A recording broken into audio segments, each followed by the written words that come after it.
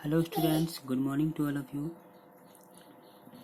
मैं आज आप लोग को हिंदी ग्रामर में चैप्टर 20 रचना के बारे में बताऊंगा।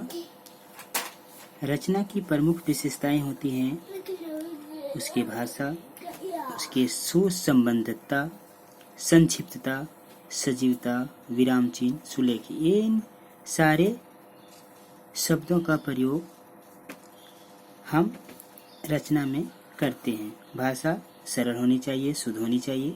सुसंबद्धता यह रचना की प्रमुख विशेषता है। रचना छोटे छोटे अनुच्छेदों में बटी होनी चाहिए तथा इसके एक सुसज्जित क्रम में होनी चाहिए, क्योंकि रचना में विचारों का परस्पर संबंध होना आवश्यक है। ठीक है। तीसरा है संक्षिप्तता।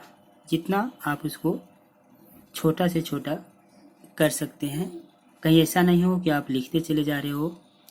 अनावश्यक विस्तार, बिना मतलब का जो होता है ना, अनावश्यक, जिसकी कोई ज़रूरत नहीं हो, उसको आप नहीं करें तो अच्छा रहेगा।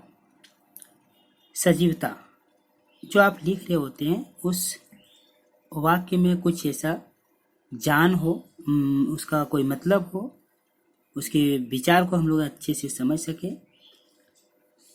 ठीक है। विराम चिन्ह, जैसा कि हम लोग जानते हैं,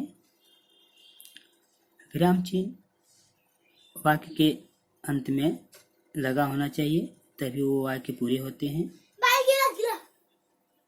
सुलेख, सुलेख मीन्स आपकी लिखावट पर डिपेंड करता है कि आप कितने अच्छे से, कितने स्पष्ट रूप से लिख रहे हैं। ठीक है। तो रचना किसे कहते हैं?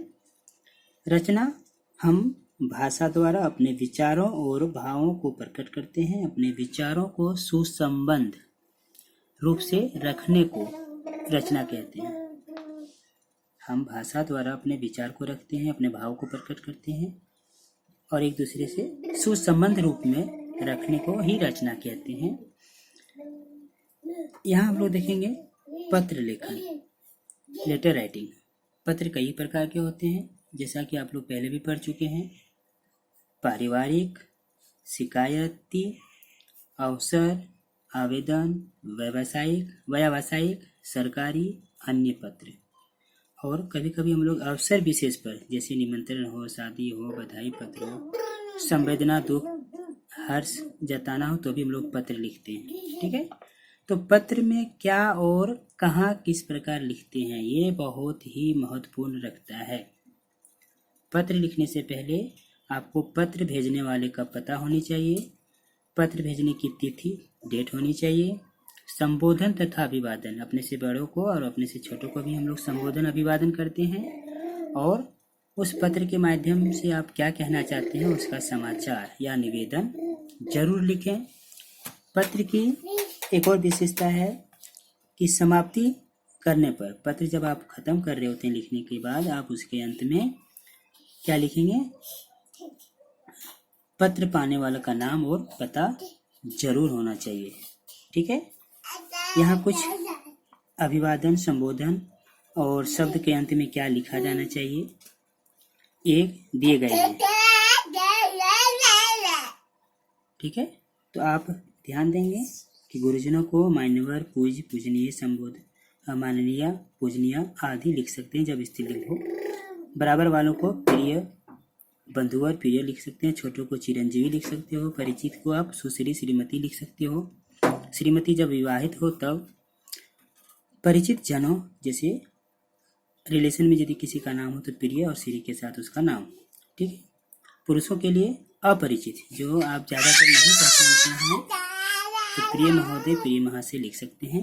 महोदया कब यूज करते हैं? जब अपरिचित आपका स्त्रीलिंग में हो। ठीक है। यहाँ एक पत्र का नमूना दिया गया है। आप चाहेंगे तो इस नमूने के माध्यम से पत्र के बारे में और अच्छे से समझ सकते हैं। तो मुझे आशा है कि आप इस पत्र के नमूने को अच्छे से पढ़ेंगे और इसके रूप को जानने की कोशिश करेंगे। ठीक है। तो कृपया आप लोग एक पत्र, यहाँ बहुत सारे एग्जाम्पल में दिए गए हैं कि इसको पत्र लिखना है, कैसे लिखना है, प्रधानाचार्य को, अपने मित्र को, विद्यालय के। तो इसमें से किसी दो, मुझे 2 पत्र लिख के अभी दिखाएंगे ताकि मैं यह जान सकूं कि आप लोग कैसे पत्र को लिखते हैं। ठीक है, धन्यवाद।